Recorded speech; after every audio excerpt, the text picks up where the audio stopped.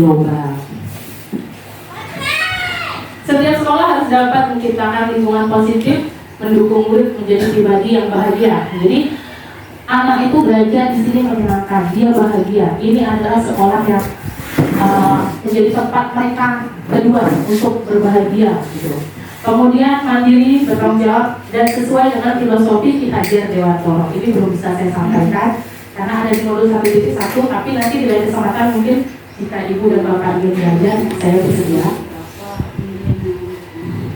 Kemudian menciptakan suatu lingkungan positif yang terdiri dari warga sekolah yang saling mendukung, saling belajar, saling bekerja sama sehingga tercipta kebiasaan baik yang akan menumbuhkan karakter baik pada warga sekolah. Jadi warga sekolah ini nggak cuma murid, tapi kita, guru, dan juga tenaga kependidikan, ya, semuanya.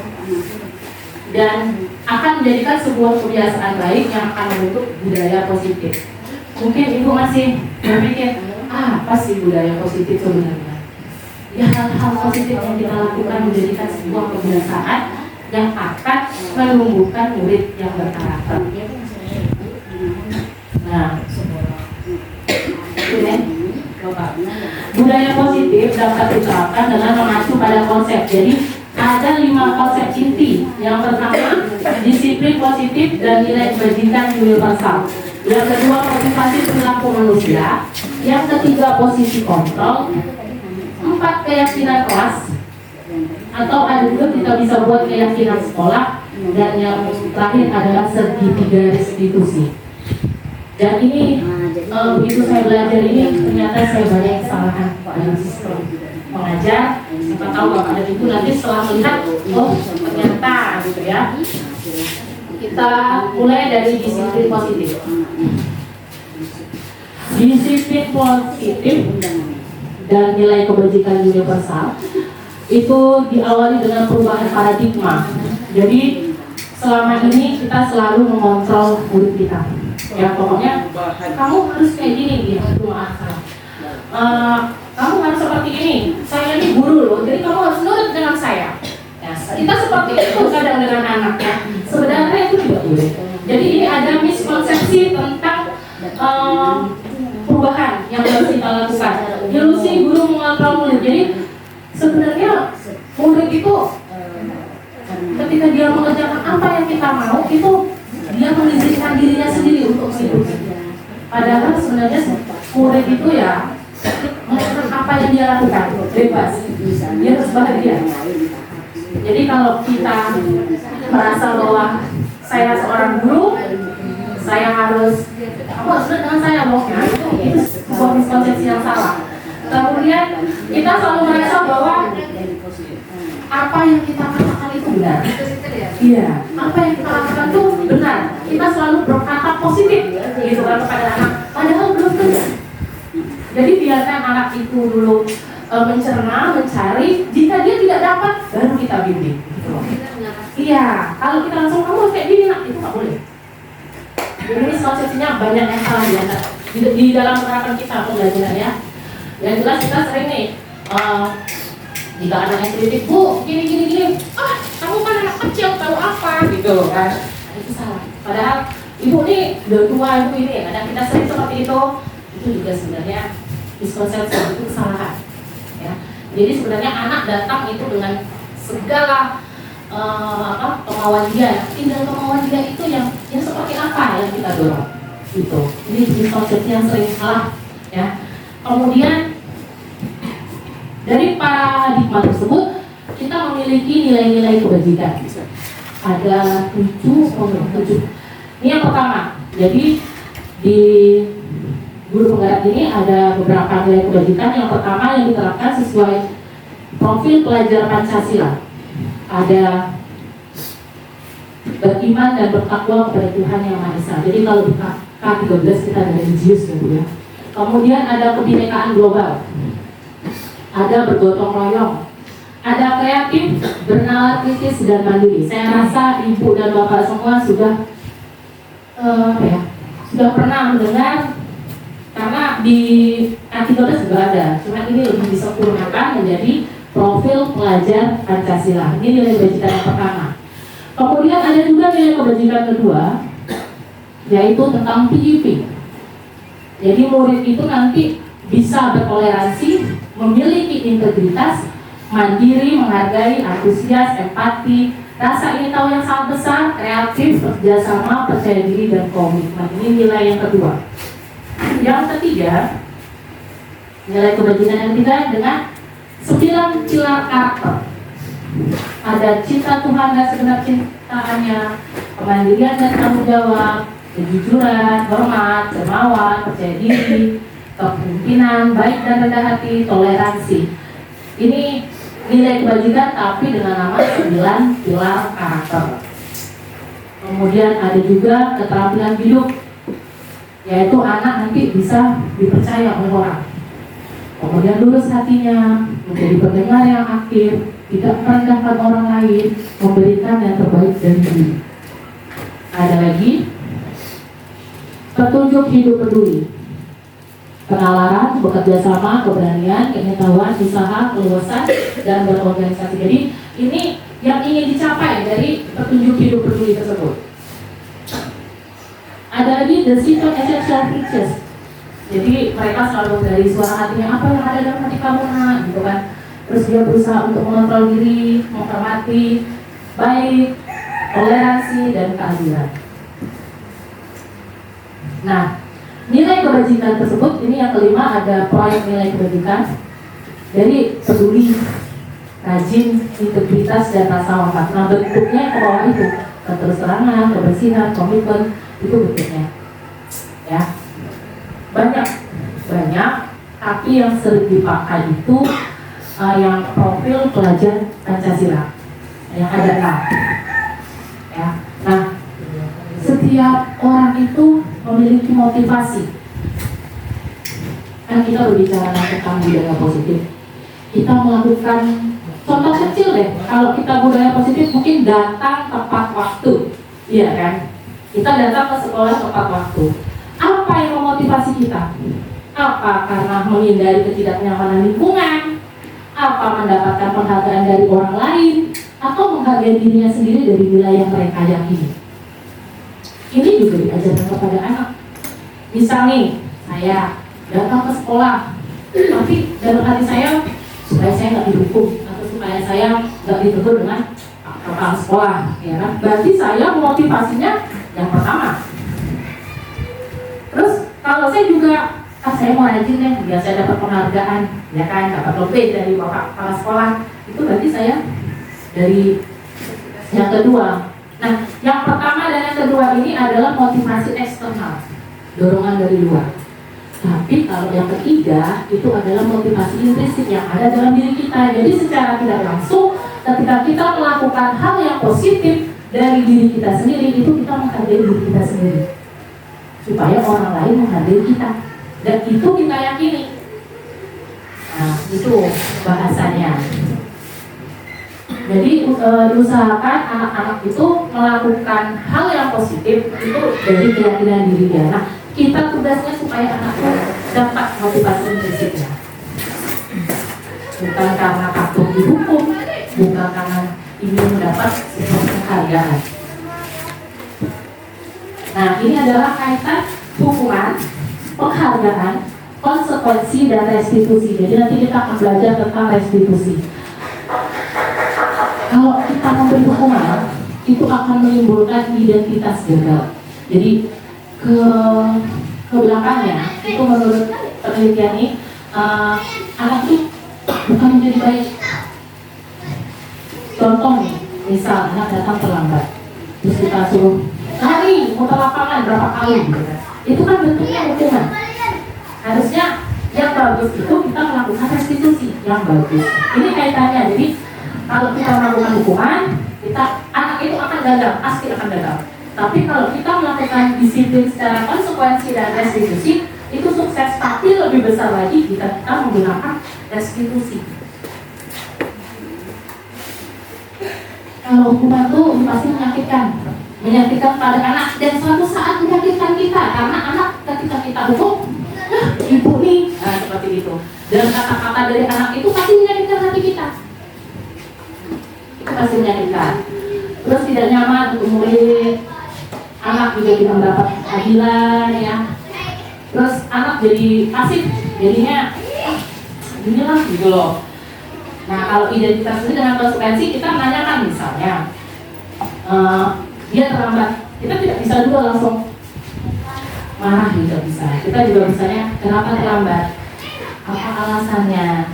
Nah terus kita kan biasanya ini harus membuat kesepakatan dan keyakinan kelas. Apa yang sudah kita sepakati, bagaimana konsekuensinya. Nah tapi bentuk konsekuensi ini juga anak akhirnya kurang mendapatkan identitas sukses. Kedepannya pasti berubah lagi gitu loh, pasti kembali ke perlakuan awalnya. Kecuali kita melakukan restitusi. Jadi anak itu dibimbing untuk menemukan apa yang menjadi masalah dia. Kemudian apa solusinya, dia yang menemukan. Kita hanya membimbingnya. Coba tadi Jep. Yang mana Pak? Yang restitusi tadi itu. Ini anak terlambat, makanya kita tidak boleh dihukum, hanya kalau kita ada Pak, saya ada contoh kan. Berarti saya ending nih Pak ya. Contoh gini aja deh. Misal ada seorang anak datang terlambat, ya Pak ya. Datang terlambat. Kalau kita menggunakan misal manggil Ari deh. Ari, kenapa terlambat? Kamu baru datang. Jam segini kamu baru datang, ngapain aja? Itu kan nggak boleh. Nah, jadi yang baik kita melakukan restitusi itu kita memanggil Ari secara empat mata.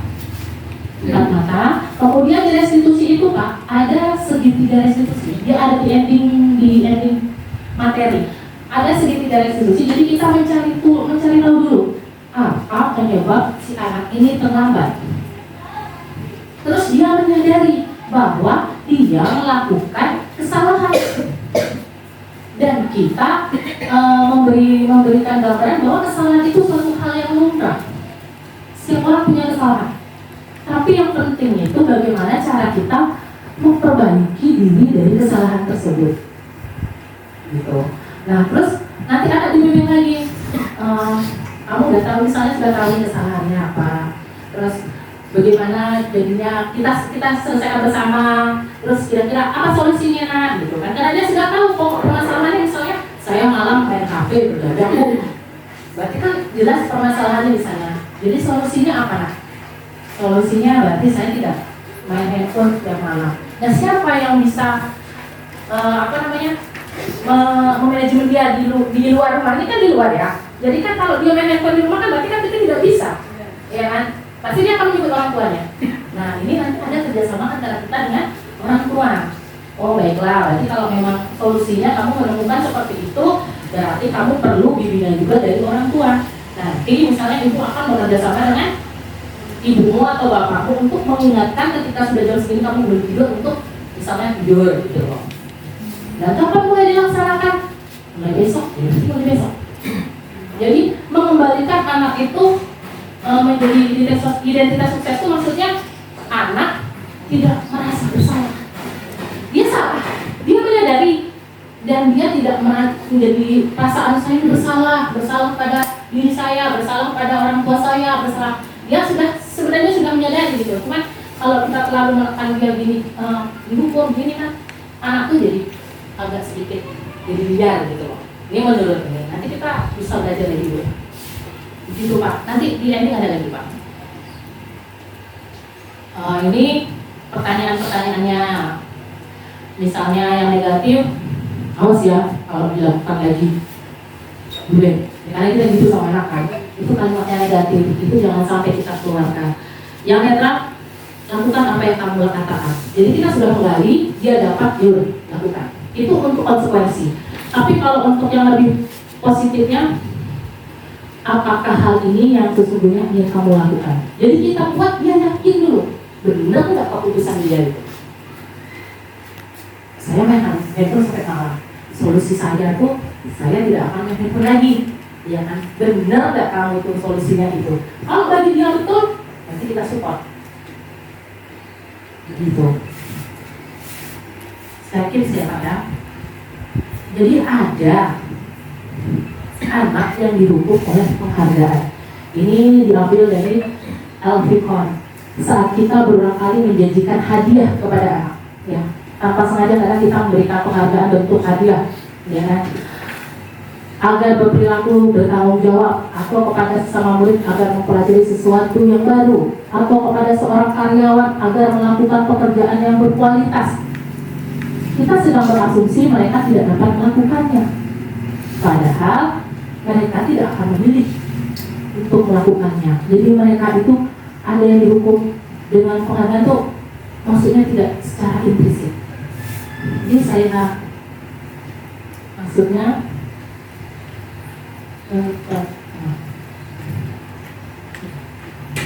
jadi penghargaan itu tidak efektif. Maksudnya tidak efektif. Suatu penghargaan jika diinginkan yang dibuat dengan persyaratan. Jadi kadang kita dengan anak, siapa yang ini datang lebih cepat, gitu kan, misalnya datang lebih cepat atau menjawab ini akan ibu kasih hadiah, sering kita gitu kan. Nah itu rupanya nggak efektif. Nanti yang jawab anak-anak itu aja yang pertama. Yang kedua, anak itu jadi semangatnya ketika kalau ibu kasih hadiah gitu loh. Kalau ibunya nggak ngasih hadiah atau bapaknya nggak ngasih hadiah, biasa aja nggak mau jawab. Itu maksudnya kenapa penghargaan itu tidak efektif, ya. Terus yang berikutnya, penghargaan merusak hubungan. Nah, jadi ketika orang dipuji, itu kan ada beberapa orang yang merasa rendah diri, ya kan? Jadi satu orang muncul gitu kan. Ketika orang itu dipuji, ya dipuji mah sengaja. Yang orang yang tidak dipuji kan pasti iyalah, gitu kan. Nah itu maksudnya merusak hubungan itu antara si orang yang dipuji dengan orang yang tidak dipuji. Nah itu loh. Jadi kenapa penghargaan itu bisa merusak? Gitu. Beda ya kalau misalnya kita ikut lomba, itu kan kayak tadi. Kemudian mengurangi ketepatan. Jadi dalam sebuah percobaan, sekelompok anak laki-laki berusia sekitar 9 tahun, saya bacakan aja, diminta untuk melihat gambar wajah yang ditampilkan di layar. Mereka harus memberitahukan jika wajah tersebut sama apa enggak. Ternyata gambar itu hampir sama. Nah, beberapa dari mereka diberi penghargaan dalam bentuk uang pada saat mereka memberikan jawaban benar. Sementara bagian yang lainnya enggak. Hasilnya anak laki-laki yang dibayar membuat lebih banyak kesalahan karena mereka kurang teliti, dan kita pun mungkin juga kurang teliti, gitu ya. Kemudian jadi kedua, anak-anak diminta mengingat kata-kata tertentu. Kemudian mereka diminta mengambil kartu yang berisi kata-kata yang tersebut setiap kali muncul. Beberapa anak diberikan permen setiap mereka memberikan jawaban yang benar, dan sebagian lain hanya diberitahu saja ada jawaban benar. Jadi kadang-kadang ya nggak cukup hadiahnya, jadi kan menimbulkan asal jawab aja gitu loh. Kemudian yang berikutnya menurunkan kualitas. Jadi ketika kita memberikan penghargaan itu kan yang muncul 1, 2, 3 orang, sementara anak itu sebenarnya semuanya bagus-bagus. Nah karena anak ini aja, jadi anak yang tidak menjawab ini kan jadi biarlah paling dia gitu loh. Nah itu jadi menurunkan kualitas yang lainnya, itu maksudnya. Kemudian mematikan kreativitas, ini juga. Jadi orang yang penghargaannya hanya orang anak-anak itu aja, jadinya yang semakin maju ya memang anak yang kita kasih penghargaan. Anak yang tidak kita kasih penghargaan itu cenderung jadi agak pasif, ya. Jadi harusnya kita gali dia supaya lebih kreatif lagi, dia jadi menurun. Itu. Ini penghargaan menghukum, ya, penghargaan hukum. Mereka yang tidak mendapatkan penghargaan misalnya dalam sistem ranking, mereka yang berranking kedua akan merasa paling dihukum. Mereka merasa bodoh gitu loh. Mereka merasa enggak pokoknya kalau nggak ada itu enggak gitu. Jadi kenapa kita sekarang itu kan di lapor itu tidak ada ranking, tidak dimunculkan. Itu salah satu karena penghargaan itu sifatnya menghukum. Jadi kita kesepakatan kita kan hasilnya dalam bentuk tekap ya, tapi kalau aslinya di kampung nggak ada kan, karena bagaimana kita menerapkan ini. Jadi yang bagus itu adalah motivasi dari dalam diri kita. Oh, kita melakukan budaya positif itu dari kita. Jadi anak itu menjawab soal karena dari diri dia, bukan karena pekerjaan, bukan karena apapun. Itu ya. Nah, lanjut. Ini yang tadi ditanya Bapak tentang restitusi. Restitusi adalah sebuah cara menanamkan disiplin positif pada murid. Tidak hanya murid sebenarnya, anak juga, kita punya anak di rumah bisa dilakukan. Untuk stakeholder, untuk pemimpin bisa dilakukan untuk karyawannya. Jadi restitusi adalah proses menciptakan kondisi bagi murid untuk memperbaiki kesalahan mereka, sehingga mereka bisa kembali pada kelompok mereka dengan karakter yang lebih kuat. Karena anak ini kalau dia misal 100 nih, anaknya yang kita amati cuma 20%, yang kita tampak di sekolah itu hanya 20%. 80%-nya itu di bawah itu kita tidak tahu. Kita hanya tahu karakter anak itu yang kita nampak di sekolah. Kita tidak tahu di rumah dia seperti apa, di lingkungan dia bermain seperti apa, ya kan? Nah itu yang membuat kita harus menggali yang 80% itu supaya mencuat. Jadi misalnya anak yang 20% itu nilainya negatif, pasti punya positif yang ada di dalam yang terpendam yang belum dikeluarkan. Itulah tugas kita untuk mencarinya. Ini salah menunjukkan saya. Jadi cirinya restitusi itu bukan untuk menebus kesalahan. Misalnya ini, anak buang sampah, tidak, ya kan? Sebenarnya nggak boleh. Jadi restitusi itu untuk memperbaiki hubungan. Dia bukan tawaran, bukan paksaan, tapi sifatnya menuntut. Terus mencari tahu kebutuhan dasar yang diinginkan anak. Nanti kita belajar kebutuhan dasar. Terus restitusi adalah cara yang paling baik. Fokus pada karakter, bukan pada tindakannya, menguatkan dan fokus pada solusi. Yang jelas, restitusi itu mengembalikan murid yang berbuat salah pada kelompoknya dengan karakter yang lebih kuat. Jadi dia kembali dengan nilai positif.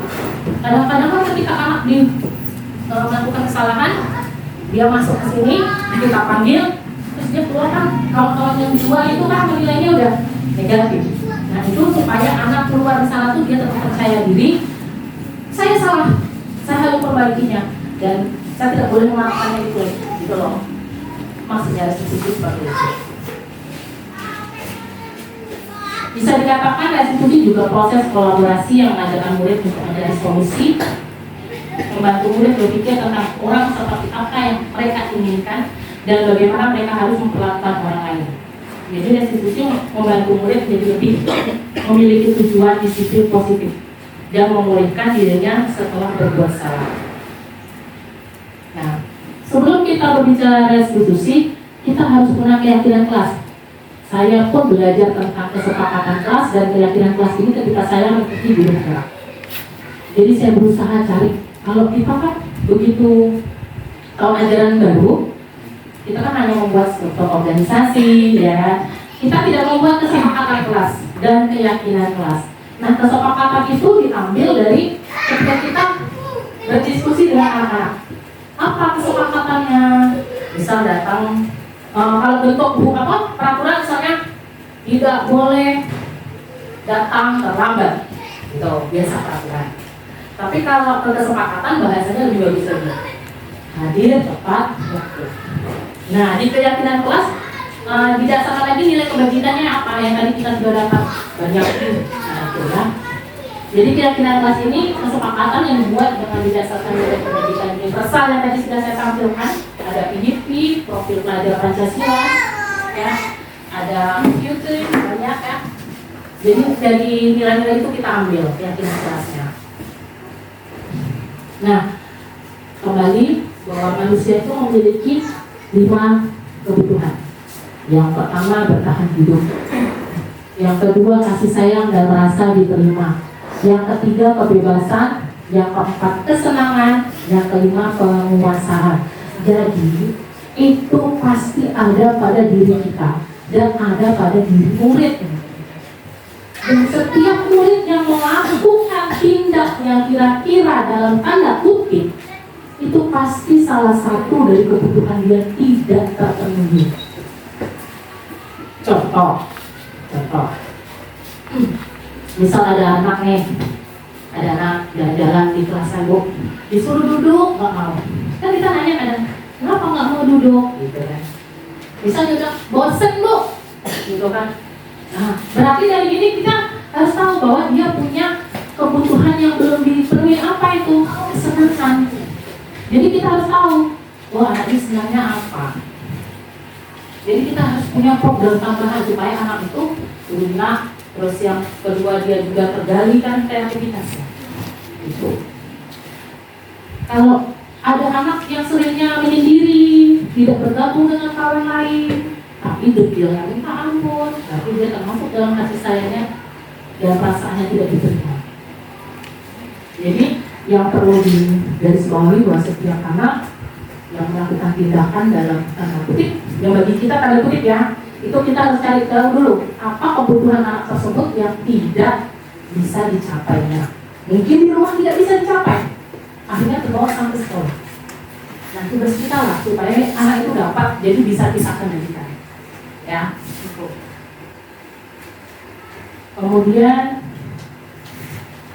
ini ada pengalaman dan pembelajaran yang saya dapat. Jadi sama saya belajar itu, saya menemukan banyak seperti punya Bu Ella yang memanfaatkan tutup botol ya Bu ya. Itu saya sangat dalam hati keren kali gitu ya. Ini saya skip. Ini kalau Ibu mau lihat, ini adalah bentuk kesepakatan kelas. Jadi dari modul ini saya belajar membuat kesepakatan kelas. Dan ini harusnya sudah ada di setiap kelas kita. Setidaknya, karena IKM itu biasanya sudah menggunakan. Jadi itu belajar dari awal dengan saya. Bagaimana membuat kesepakatan kelas? Ini contoh kesepakatan kelas. Ini buatnya bisa di Canva. Kalau Ibu kreatif pakai kertas karton juga bisa. Mana yang Ibu anggap nyaman ya. Ini kalau dibuatnya di Canva bisa dicetak pakai baliho, cetak dengan Pak Dodi bisa. Nanti Bu, ya. Ini kesempatan kelas. Nah, keyakinan kelas ini wujudnya seperti ini Bu.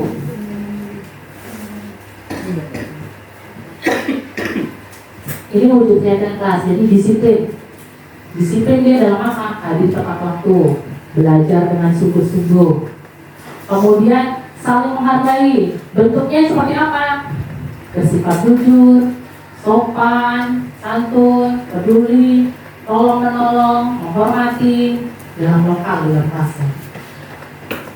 Terus bertanggung jawab. Misalnya dia menyerahkan tugas tepat waktu, kan bentuk tanggung jawab dia. Kemudian melaksanakan kelas dan lapangan. Menjaga aset kelas. Jadi di kelas itu kan ada kipas angin, ada apa itu tugas mereka untuk menjaganya. Ya. Nah ini adalah bentuk keyakinan kelas. Jadi keyakinan kelas itu kan nilai kebajikan tadi banyak. Ada profil pelajar Pancasila, ada PDP, ada apa. Nah ini saya ngambil aja dari itu, ngambil sedikit-sedikit. Saya ambil berarti anak tuh yang pertama disiplin. Terus kedua di dalam kelas bisa saling menghargai. Menghargai nggak cuma dengan gurunya, tapi dengan temannya juga. Terus yang ketiga bertanggung jawab. Tanggung jawabnya ya dengan tugas dia juga. Tugas dari lokal kan ada tugas belajar, ada tugas piket, kemudian kita punya piket lapangan, ya kan? Kemudian menjaga aset yang ada di kelas. Nah, ini yang saya mohon kepada ibu bapak semua untuk membuat kesepakatan dan keyakinan kelas. Karena dengan inilah anak-anak nanti akan kita bentuk secara restitusi. Sebenarnya ibu dan bapak sudah melakukan restitusi, cuma mungkin pada tahapannya mungkin tahapan awal, tidak sampai tahapan akhir. Ya. Nanti kalau yang belum bisa membuat ini dengan Canva bisa belajar dengan saya. Kalau ingin pakai kertas karton juga boleh, dihias-hias sendiri, ditulis-tulis sendiri, pakai kertas karton itu juga boleh. Yang penting ada, ya.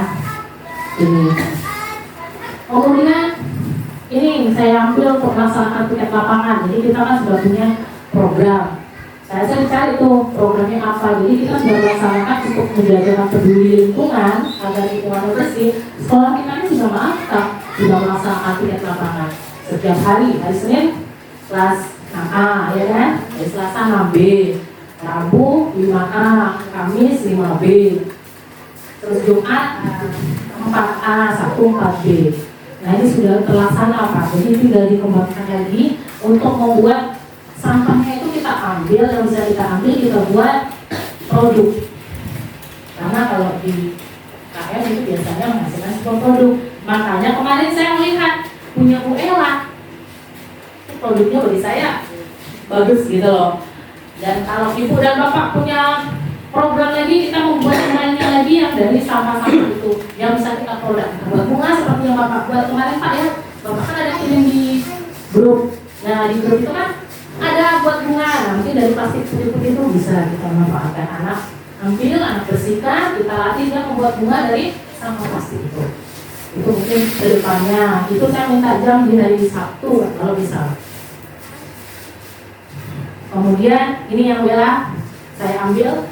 Jadi memanfaatkan sampah plastik untuk menghasilkan produk. Jadi ini saya bagus sekali Pak. Dari tutup ini kita ambil. Dan alam lebih bagus lagi, yang lain juga kita manfaatkan kayak sampah plastik yang es gitu kita buat bunga. Saya kan lihat dari Bapak pernah ini nih, mantap nih, bisa nih dimanfaatkan gitu ya.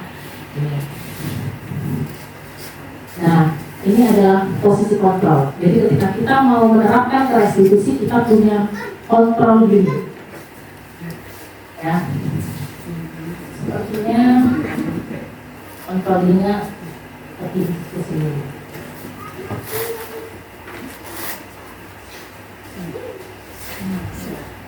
Ada posisi kontrol itu ada 5.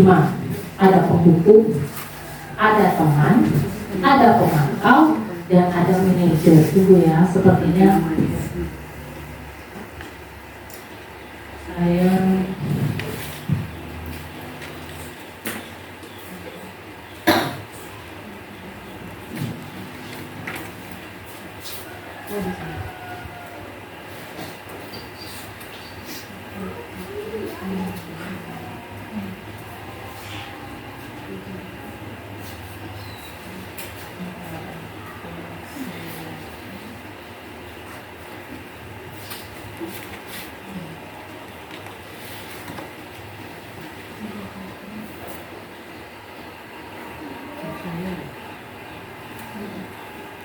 untuk Pak.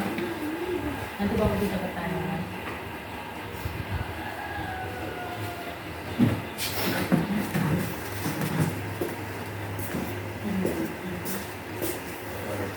Siap.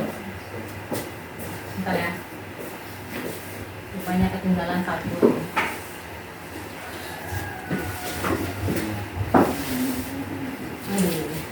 Lelet. Skip dulu Mas.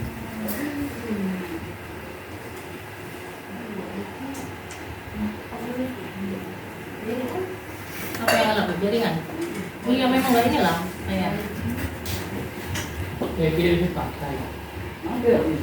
Di pos dulu. Jadi setiap guru itu ada posisi kontrol sebelum dia menerapkan segitiga restitusi. Ada penghukum, ada pembuat merasa bersalah, ada teman, pemantau, dan manajer. Nah, coba Bapak Ibu ingat lagi, Bapak Ibu ini dalam posisi apa ketika menghadapi anak yang bermasalah. Jika Bapak Ibu sering ketika anak melakukan melakukan tidak kesalahan itu, misalnya contoh kecil, nggak ngerjain PR, tulis saya tidak akan mengerjakan PR 1 buku penuh. Ini berarti ibu sedang menjadi posisinya penghukum. Ya, berarti ibu ada di titik penghukum. Siapa yang tidak mengerjakan PR? Saya Bu. Oke, silakan kalian putar lapangan 15 kali.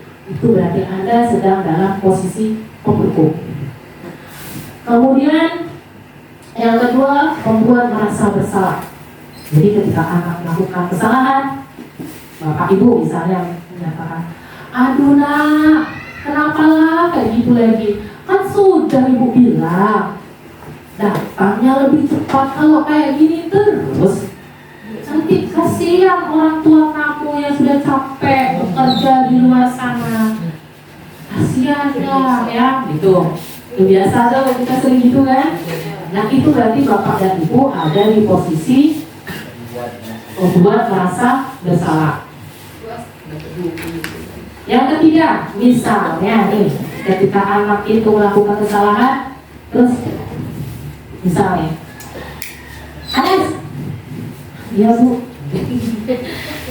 kenapa datang terlambat? Jalan macet bu, saya tadi malam main game bu, ngantuk, gitu misalkan. Nah, terus yaudah, kali ini bu makan, kita masuk lokal, ya. Besok jangan diulangin lagi ya. Kasihan lah ibu kalau kayak gitu. Ibu dimarahin sama bapak kepala sekolah, gitu. Itu berarti kita dalam posisi teman, ya. Dari nada pun kita bisa tahu kalau kita menghukum kita pasti menghardik. Anas, pasti gitu. Kalau perempuan merasa bersalah pasti ada lembut lagi. Anas, kayak mana bapak kamu nggak kasihan sama orang tua kamu? Udah lembut. Dengan teman lebih lembut lagi, ya. Nah kalau posisinya pemantau itu tegas. Anas, ya bu, kenapa datang terlambat? Saya bangun kesiangan bu. Biasanya anak tidak akan jujur itu. Iya kan? Ketika kita ada yang tegas, anak tidak akan jujur. Saya kesiangan bu. Kenapa misalkan dia bilang kamu datang ya kesiangan? Alasannya apa? Tadi ibu di rumah, iya gitu kan? Iya bu. Itu orang tahu. Terus, apa Anas tahu? Apa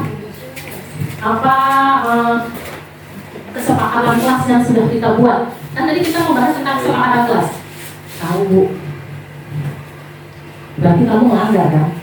Ya bu.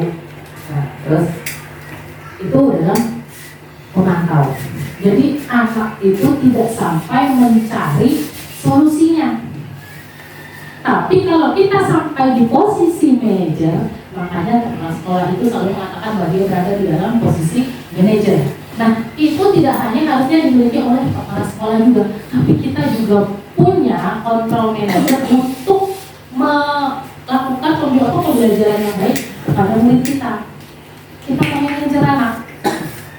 Contohnya, Anas, ya bu,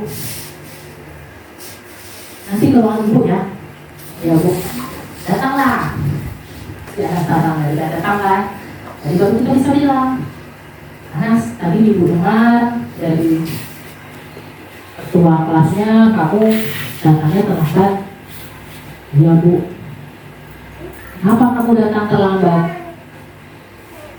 Saya main game bu. Anak pasti jujur, saya main game bu. Baiklah, ibu tahu, ibu waktu muda juga udah pernah main game. Kadang-kadang lupa waktu. Nah, itulah kesalahan kita. Tapi namanya manusia memang gak punya kesalahan. Kita juga harus membenahi diri kita. Dari kesalahan itu, kita harus bisa perbaiki diri kita. Anak setuju nggak? Setuju. Nah kalau setuju ayo kita cari ya solusinya gimana gitu. Itu sampai di manajer. Nah ketika kita tahu kira-kira Anas, kalau kamu sadar ini sebuah kesalahan, apa yang harus kamu lakukan ke depannya gitu kan. Perbaiki dulu. Iya, memperbaikinya dengan cara apa? Hapus aplikasi gamenya dulu. Hapus aplikasi gamenya, cantik sekali ya kan. Apakah kamu yakin bisa menghapus game aplikasi gamenya? Bisa. Bisa. Siapa yang bisa mencari tahu aplikasi itu sudah dihapus gamenya? Yang bisa mengontrolnya? Mak di rumah gitu. Baiklah, berarti ibu nanti akan bekerja sama dengan ibumu untuk mengontrol apakah aplikasi gamenya bisa dihapus. betul seperti itu kalau alasannya gitu. Kalau alasan lain kita kendalikan lagi. Tapi jangan lupa kita meyakini ke dia bahwa Anas ini sudah melakukan sebuah kesalahan dan dia harus meyakini bahwa itu harus berubah. Karena kita punya nilai kebajikan tadi. Jadi kita bertanya, nilai kebajikan mana yang sudah kamu langgar? Disiplin Bu, misalnya kan? Apa itu? Datanya tidak tepat waktu. Nah seperti itu. Baik, baru kita cari solusinya seperti itu. Ini tadi yang terlupa. Itu ada di segitiga restitusi Bu. Jadi sebelum kita melakukan ke segitiga restitusi, itu pasti kita tahu kontrol dulu.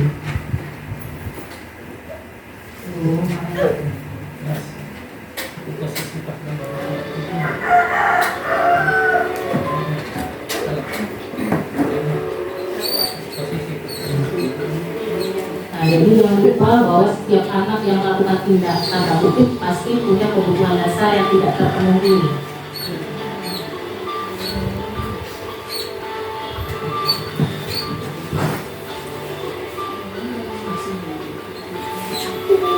Nah, antuk. Ini adalah segitiga restitusinya. Jadi yang pertama itu menstabilkan identitas, ya. Jadi anak itu distabilkan identitasnya ketika dia melakukan kesalahan, kita maklumi, terus kita sadarkan dia bersalah, tetapi kita tetap memvalidasi tindakannya. Jadi kalau kamu sudah tahu kamu bersalah, ya kamu harus menjadi orang yang lebih baik lagi. Nah, kemudian apa keyakinannya akan yakin kamu? Ya. Terus, ini kasusnya sebenarnya tidak piket. Alasannya ketika saya tanya, saya kesal Bu, karena setiap saya piket ada yang nggak piket. Jadi asik saya aja yang piket. Jadi saya kesal, akhirnya selama 1 bulan saya nggak piket. Iya Pak. Jadi Pak foto dulu tadi, foto dulu kan. Materi modul saya tentang positif. Kira-kira ada pertanyaan Bapak Ibu? Ada? Terima kasih Bunda. Karena kita ulang semangat ya, nanti saya supaya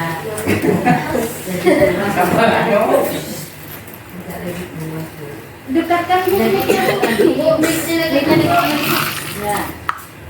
Jadi mengenalkan panjang lebarnya tentang kemana anak yang melanggar peraturan ya. Jadi cara yang tepatnya Bu, nanti yang kita lakukan dia melakukan kesalahan itu bagaimana solusi yang bagusnya gitu. Kita sebagai guru melakukan pada anak itu melanggar peraturan apa yang terbaik gitu. Kan tak boleh macam membuat banyak kalimat begitu kan. Ada yang di lapangan dalam apa untuk keliling-keliling. Jadi cara yang tepatnya bagaimana Bu? Terima kasih ya. Cara yang tepatnya tadi yang sudah saya bilang menggunakan restitusi. Jadi kita memanggil anak itu, terus kita menyadarkan dia bahwa kesalahannya apa, ya kesalahannya apa, kemudian dia yang disuruh cari solusinya. Jangan kita, ya jangan kita yang besok kamu sini ya, jangan. Jadi seperti kamu ini mau saya tampilkan suaranya kecil pula.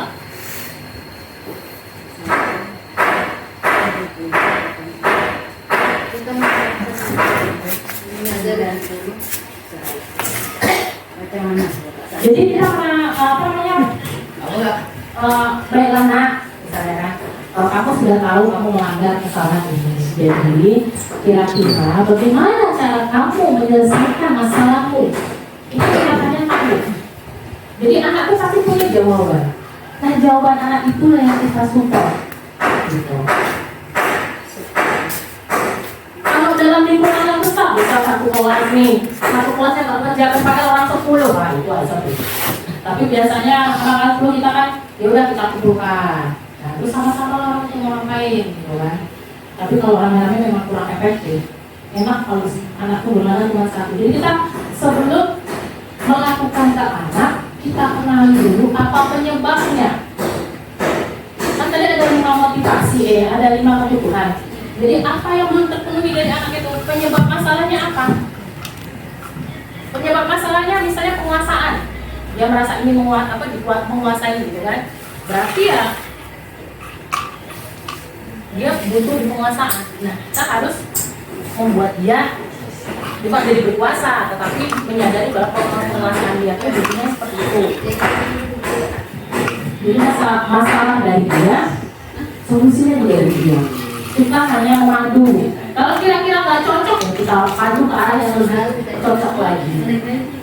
Jadi kita tidak harus putar lapangan 15 kali, tulis ini, tulis itu. Denda banget 5.000. Nah, nggak boleh.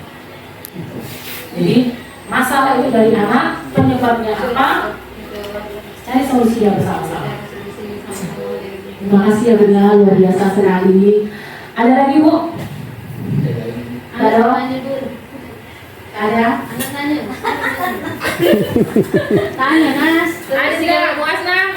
Bu terus ini datang. Walaupun udah diingetin tuh, tapi tetap melakukan kesalahan yang sama. Iya. Ada memang ada ya. Macam mana? Sudah Ya, macam mana kan berkali-kali Bu, tapi Iya. tetap melakukan kesalahan yang sama. Nah, itu berarti kita memang harus Tentu berarti belum terpenuhi kebutuhan dia. Memang harus kita panggil lagi. Berarti ketika kita panggil lagi kan kita sudah tahu kamu sudah punya kesalahan ini, tapi belum berubah. Berarti kan tidak efektif tuh yang dia lakukan. Harus ada lagi. Maksudnya kamu harus punya lagi apa yang harus kamu ubah. Yang kemarin nggak bisa, karena kan nggak terlaksana gitu kan. Berarti kamu harus dapat jawaban lagi yang lebih mengenai dia supaya dia berubah. Berarti nanti harus berarti emang ada anak yang istilahnya itu degil gitu. Udah dipanggil beberapa kali, ini solusinya dari dia atau solusi dari ibu juga, tapi tetap aja melakukan kesalahan yang sama. Nah, itu boleh nggak kita melakukan sebagai kita sebagai terhukum ya boleh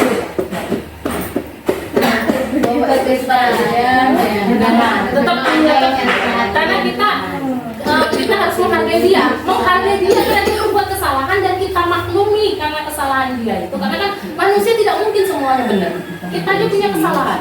Nah, cuman menyadarkan itu yang susah. Nah, kalau masih diulang-ulang ya berarti besoknya kita manggil lagi. Nah, kamu kan sebenarnya jawabannya gini, ya kan, hapus aplikasi game. Ternyata tidak efisien. Kenapa malah minjem handphone kawan kan? Nah, misalnya, berarti apa lagi solusinya gitu? Selain itu, kenapa kamu nggak memecahkan HP? Ah, itu bagus kalau memecahkan handphone. Katanya Henry tunggu. Ah, itulah. Solusinya masuk pondok. Umurnya udah luar sana. Yang lain pindah. Kesalahan tadi. katanya nggak ya? Misalkan aku di bawah kayak sampai Oktober masih semua Enggak.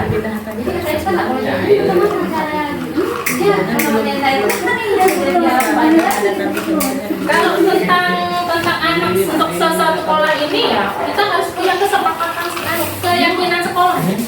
Jadi kita mengajukan keyakinan sekolah, kita buat ya, nanti itu nanti untuk dilakukan oleh anak. Nah, salah satunya ya piket kelas itu kan ada 5 orang, 6 orang gitu kan, yang melaksanakan, ada yang tidak. Berarti yang dibawa dari kita salah satunya.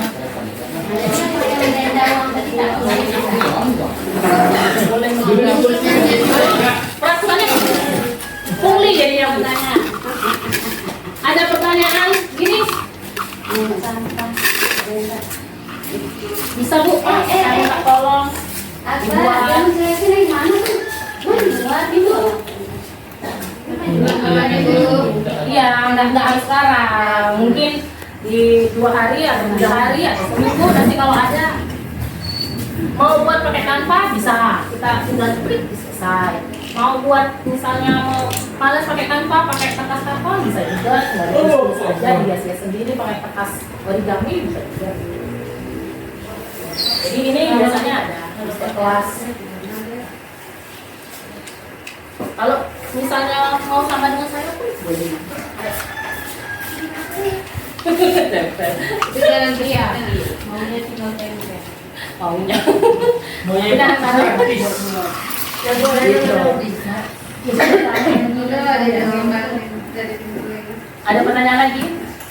Nggak ada Bu, ngantuk. Bu Reni? Kalau tidak ada, berarti saya tutup. Wah, assalamualaikum. Ada. Saya dulu. Ini mau nanya tuh. Masa nih cara mengatasi? Cara mengatasi badan Randy. Cara mengatasi apa? Jangan kayak Oh, itu anak-anak berkebutuhan khusus itu, lain lagi lah. Belum sampai itu kita belajar itu. Tidak ada, kalau tidak saya tutup. Wassalamualaikum warahmatullahi wabarakatuh. Terima kasih, salam kalian semua, semoga bermanfaat.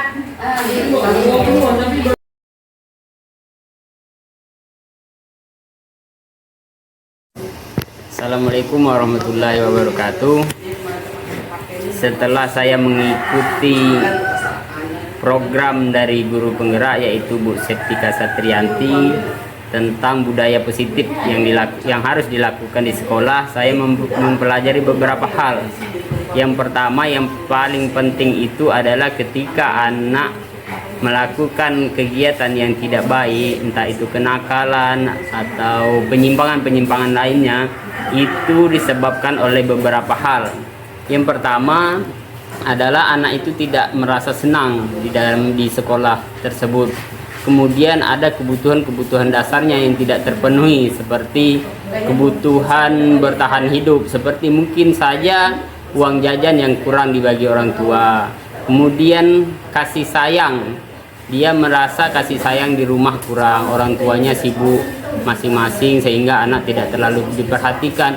Mungkin juga kasih sayang yang ditunjukkan oleh seorang guru di dalam kelas kurang, sehingga dia merasa ada yang dispesialkan di kelasnya, sedangkan dia sendiri merasa tidak terlalu diperhatikan oleh guru. Itu beberapa penyebabnya. Selain itu, merasa kebebasannya terkekang di sekolah.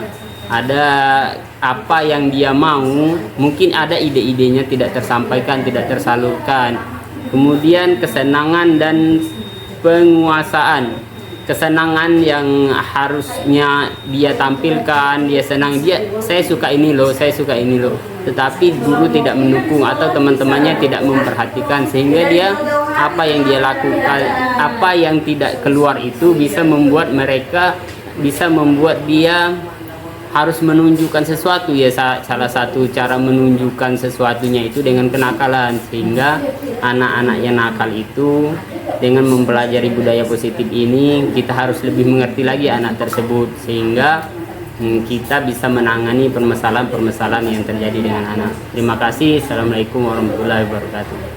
Assalamualaikum warahmatullahi wabarakatuh. Saya Reni Ayuni, guru SDN 04 Batu Ampar. Setelah mempelajari mengenai budaya positif tadi, kedepannya saya akan lebih belajar untuk memecahkan masalah terutama di kelas saya dengan cara segitiga restitusi, dan kedepannya saya akan membuat keyakinan kelas di kelas saya.